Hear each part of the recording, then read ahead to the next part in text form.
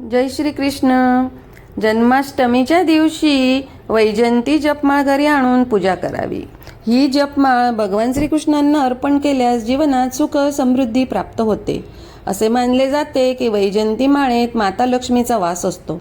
त्यामुळे जन्माष्टमीच्या दिवशी ही माळ घरी आणल्यास भगवान श्रीकृष्णासोबत माता लक्ष्मीचीही कृपा प्राप्त होते.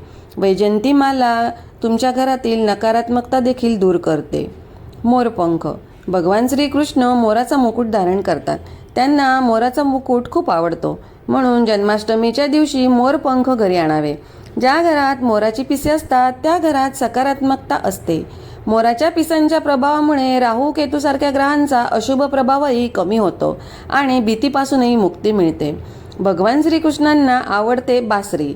जन्माष्टमीच्या दिवशी बासरी घरी आणून पूजेच्या ठिकाणी ठेवल्यास जीवनात यश मिळू लागते. घरात बासरी असणे देखील मनोबल वाढवणारे मानले जाते. त्यामुळे श्रीकृष्ण जयंतीला बासरी घरी आणावी. गाय आणि वासराची मूर्ती. भगवान श्रीकृष्णाला गाय खूप प्रिय आहे आणि आपल्या हिंदू धर्मात गायीला मातेचा दर्जाही देण्यात आला आहे. त्यामुळे जन्माष्टमीच्या दिवशी गाय आणि वासरू यांची मूर्ती घरी आणून पूजेच्या ठिकाणी ठेवल्यास कौटुंबिक सुखाची प्राप्ती होते.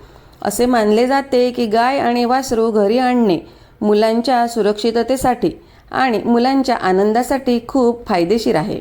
याशिवाय घरामध्ये गाय आणि वासराची मूर्ती ठेवल्याने वास्तुदोष दूर होतो. तसेच दक्षिणावर्ती शंख. कृष्ण जन्माष्टमीच्या दिवशी दक्षिणावर्ती शंख घरी आणावा. या शंखात पाणी आणि दूध टाकून भगवान श्रीकृष्णांना अभिषेक करावा. घरामध्ये दक्षिणावर्ती शंख असल्यास कुटुंबात सुख समृद्धी नांदते असा विश्वास आहे. घरात शंख असल्यामुळे वैवाहिक जीवनही आनंदी राहते. यासोबतच हा उपाय तुमची आर्थिक बाजू मजबूत करण्यासाठी प्रभावी ठरतो. सर्वांना श्रीकृष्ण जन्माष्टमीच्या खूप खूप शुभेच्छा.